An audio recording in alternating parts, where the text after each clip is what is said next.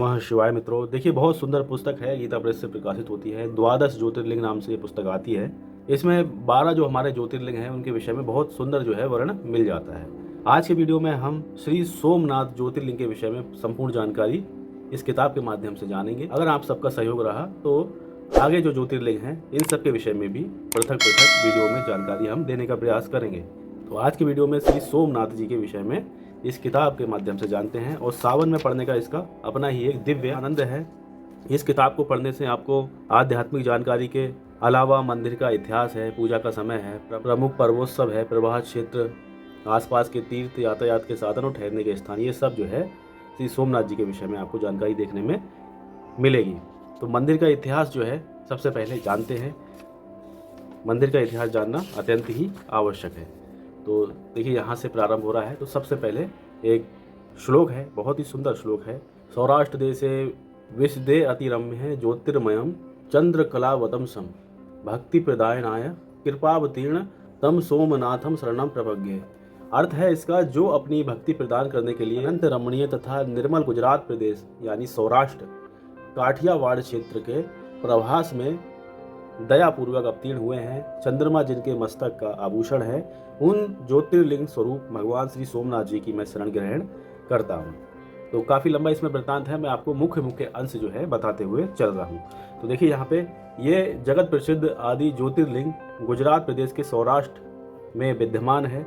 ये स्थान लकुलीश पाशुपत मत के शैवों का केंद्र स्थल भी है। इसी क्षेत्र में लीला पुरुषोत्तम भगवान श्री कृष्ण महाराज के संकल्प से यदुवंश का संहार हुआ था तथा यहीं पर उन्होंने जरा नामक व्याध के बाण के द्वारा जो है अपनी लीला समेटी थी। तो बहुत ही परम पावन क्षेत्र है ये।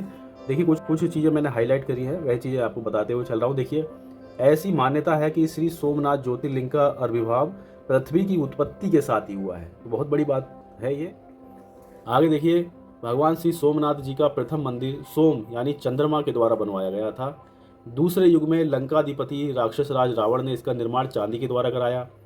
भगवान श्री कृष्ण के काल में इसका निर्माण काष्ठ के द्वारा हुआ और भीमदेव सोलंकी जी ने इसे शिला का बनवाया। तो देखिए, कितने बार इसका निर्माण हुआ। पहली बार चंद्रमा ने बनवाया था, वह एक कथा अलग आती है। रावण ने चांदी का बनवाया और श्री कृष्ण भगवान के समय में लकड़ी का बना और भीमदेव सोलंकी ने शिला यानी पत्थर का उसको बनवाया।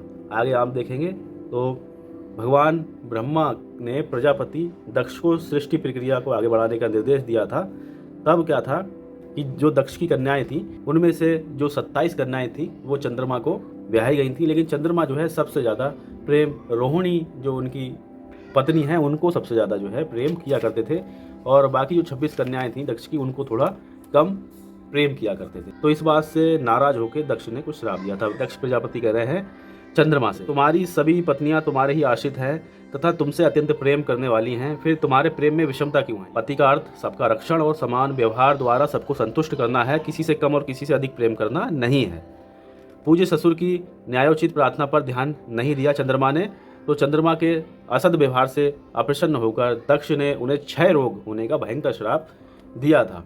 फिर क्या था, चंद्रमा दिनों दिन जो है क्षीण होने लगे और उनका दिव्य सौंदर्य वह घटने लगा, क्योंकि वह अपनी एक ही पत्नी को ज़्यादा प्रेम किया करते थे जिनका नाम रोहिणी था, और बाकी 26 जो पत्नियां थी उनको इतना प्रेम नहीं किया करते थे। तो फिर देखिए आगे, फिर वह पितामह ब्रह्मा जी की शरण में चंद्रमा जब जाते हैं तब वह उन्हें सजेशन देते हैं कि भगवान शिव का लिंग स्थापित करके उनकी विधिवत आराधना करें, महामृत्युंजय मंत्र का साविधि अनुष्ठान करें, कठोर तपस्या और महामृत्युंजय मंत्र के जप से प्रसन्न होकर भगवान भोलेनाथ चंद्रमा को आरोग्य प्रदान करेंगे।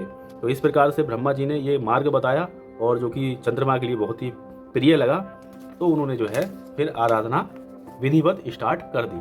तो देखिए फिर क्या था, भगवान भोलेनाथ दया के सागर हैं, प्रसन्न होते हैं शीघ्र ही। देखिए, भगवान शिव ने कहा कि चंद्रदेव, मैं तुम पर प्रसन्न हूँ, मेरे प्रसन्न होने पर मेरे लिए कुछ भी अदेय नहीं है, मैं तुम्हारी प्रत्येक कामना पूर्ण करने का वचन देता हूँ, तुम अपनी इच्छा अनुसार वर मांगकर संतुष्ट हो जाओ। फिर क्या था, चंद्रमा के तो मन की बात हो गई, तो कलाधर, जिन्हें चंद्रमा का दूसरा नाम कलाधर है, वह बोले कि हे महेश्वर देवादिदेव, मैं अपने पूज्य ससुर के श्राप से क्षय रोग से ग्रस्त होकर उत्तरोत्तर क्षीण हो रहा हूँ, आप मेरे अपराधों को क्षमा करके मुझे आरोग्य और यश प्रदान करिए। भगवान शिव ने कहा कि चंद्रदेव, मैं तुम्हें अमरत्व प्रदान करता हूँ, कृष्ण पक्ष में प्रतिदिन तुम्हारी एक एक कला क्षीण होगी, परंतु अगले ही शुक्ल पक्ष में उसी क्रम में तुम्हारी एक एक कला बढ़ती रहेगी। इस प्रकार प्रत्येक पूर्णिमा को तुम 16 कलाओं से पूर्ण होकर पूर्ण चंद्र हो जाओ। अगर पूर्ण चंद्रमा हो और रोहिणी नक्षत्र में हो, यानी अपनी जो प्रिय पत्नी है रोहिणी उनके साथ हो, तो विशेष फल देता है। तो इस प्रकार से भगवान भोलेनाथ जी ने चंद्रमा को एक विशेष वरदान दिया। फिर आगे क्या है, भवानी सहित ज्योतिर्लिंग के रूप में सदा के लिए प्रभास क्षेत्र में स्थित हो गए। निराकार शिव का साकार लिंग श्री सोमेश्वर या श्री सोमनाथ ज्योतिर्लिंग के रूप में तभी से प्रसिद्ध हुआ। वैसे तो पृथ्वी जब बनी तभी से ही श्री सोमनाथ जी है, लेकिन उस क्षेत्र में जब चंद्रमा ने आके तपस्या की थी तो वहाँ पे सदा के लिए भगवान फिर वहीं के हो गए माता जगदम्बा के साथ। और आगे देखिए, अब आते हैं मंदिर के इतिहास में। तो मंदिर के इतिहास में क्या है कि एक अंग्रेज इतिहासकार है जिसका नाम है कर्नल ट्रॉड। इनके अनुसार मोहम्मद साहब से पूर्व अरब में लात नामक देवता की उपासना की जाती थी। वह लात देवता लिंग के रूप में स्थापित थे। यही कारण है कि पश्चिमी देशों के लोग श्री सोमनाथ के श्री शिवलिंग को भी लात शब्द से पुकारते थे। इतना ही नहीं, मंदिर की समृद्धि एवं आतिथियों द्वारा ध्वंस तथा लूट के वर्ण से इतिहास के पन्ने भरे पड़े हैं। श्री भगवान सोमनाथ जी का मंदिर अपने चतुर्दिक यश, समृद्धि एवं अद्भुत शिल्पकला के कारण सदा से ही विख्यात रहा है। यही कारण है कि विधर्मी लुटेरों द्वारा लूट का इसे बार बार शिकार होना पड़ा है। मंदिर के सोना चांदी हीरे जवाहरात के लोभ में लुटेरे यहाँ बार बार आक्रमण करके मंदिर को ध्वस्त करते रहे और श्रद्धालु हिंदू धर्मप्राण भक्तों के द्वारा बार बार भव्य रूप से इसका निर्माण होता रहा है। भगवान श्री सोमनाथ जी का मंदिर कब नष्ट हुआ इसका किसी को कोई पता नहीं है, ये शोध का विषय है। उसके स्थान पर जब दूसरा मंदिर बना था उस समय वह वर्ष था 649 ईसा पूर्व, यानी ईसा मसीह जो है उनके जन्म से 649 वर्ष पूर्व इसका दूसरा मंदिर हमारा बना था। पहला मंदिर जो है नष्ट भ्रष्ट हुआ, उसके विषय में शोध का विषय है, ऐसा लिखा गया है यहाँ पे। आगे देखिए, किंतु समुद्री दस्युओं के आक्रमण में वह भी नष्ट हो गया। तीसरा मंदिर ईसा की 8वीं शताब्दी में बना और जब वह भी आतिथियों द्वारा नष्ट कर दिया गया तब चौथा मंदिर चालुक्य राजाओं ने 10वीं शताब्दी के अंत में बनवाया। प्राचीन श्री सोमनाथ मंदिर जिसे ईस्वी सन 1024 में महमूद गजनवी ने भी नष्ट भ्रष्ट किया, आज भी समुद्र के तट पर भग्नावशेष के रूप में विद्यमान है। कहते हैं जब शिवलिंग नहीं टूटा तब उसके बगल में भीषण अग्नि भी जलाई गई। मंदिर के जो खंभे हैं 56 वह नीलम के बने हुए थे, उनमें बहुमूल्य रत्न हीरे जवाहरात जड़े हुए थे, बहुत से तोड़कर लूट लिए गए। महमूद गजनवी के लूटपाट के बाद राजा भीमदेव ने मंदिर की प्रतिष्ठा में सहयोग देकर मंदिर को भव्य बनाने की पूर्ण चेष्टा की। तदनंतर सिद्धराज जयसिंह जिन्होंने सन 1093 से 1142 ईस्वी में मंदिर का निर्माण सौंदर्यीकरण में भरपूर सहयोग किया। उसके बाद विजयेश्वर कुमारपाल ने प्रसिद्ध जैनाचार्य सूरी के साथ श्री सोमनाथ जी की यात्रा की और उन्होंने भी मंदिर को और भी भव्य रूप प्रदान किया। तो देखिए कितने जो है विधर्मी आए थे, ये सब की सब दरिद्र लोग थे। ये मोहम्मद गजनवी बहुत बड़ा दरिद्र था और ये गरीबी में पले बड़े थे। यहाँ पे हमारे यहाँ पे सब प्रकार के मौसम होते हैं, हर तरह की फसलें होती हैं। भगवान ने वैभवता और हर प्रकार के संसाधनों से समृद्ध अपना देश बनाया है। और जबकि समुद्र के उसी पार अरब में जो है बहुत ही ज़्यादा गरीबी हुआ करती थी, तो वो लोग क्या थे, दस्यु, समुद्री दस्यु यहाँ पे लिखा गया है। तो वह समुद्र के रास्ते जो है डकैती डालने यहाँ पे आया करते थे। और हमारे यहाँ पे क्या है कि पूजा पाठ पे तो फोकस रहता ही है, लेकिन क्षत्रिय धर्म अपना भूलते हुए जा रहे हैं। आगे देखिए, मुसलमान शासक मंदिर की ख्याति और अतुलनीय श्री को सतत विध्वंस करने का प्रयास करते रहे। 1297 ईस्वी में अलाउद्दीन खिलजी ने पुनः सोमनाथ मंदिर को ध्वंस किया। उसके सेनापति नुसरत खान ने उसके वैभव को लूट लिया। फिर देखिए 1395 गुजरात में सुल्तान मुजफ्फर शाह का शासन हुआ, उसने भी मंदिर को नष्ट भ्रष्ट कर दिया। फिर सन 1413 में सुल्तान अहमद शाह ने अपने पितामह के चिन्हों पर चलते हुए जो है पूरा मंदिर को नष्ट भ्रष्ट किया। फिर 1706 में औरंगजेब आया, ये तो बहुत ही ज़्यादा दुष्ट था। इसने सोमनाथ मंदिर पर ऐसा आक्रमण किया कि वहाँ पे एक मस्जिद का भी निर्माण करा दिया। फिर क्या था आगे, सृष्टि के आदि सृजक महादेव के दिव्य पीठ के अस्तित्व को मिटाना मानव की सामर्थ्य सीमा के बाहर है।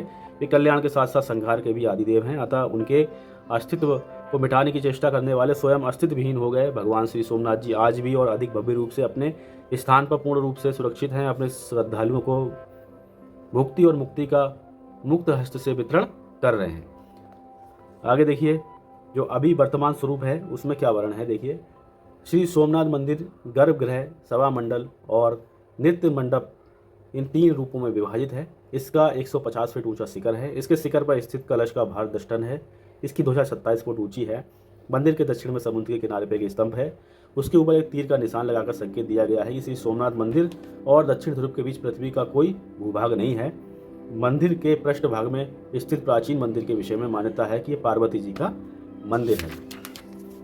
तो इस प्रकार से देखेंगे तो इतिहास तो बहुत ही ज़्यादा सीख लेने वाला है कि बार बार जो है जिन देवता को हम पूजते हैं उन्हीं देवता को हम बचा भी नहीं पाते, बल्कि उम्मीद ये करते हैं कि वही देवता हमको बचाएंगे।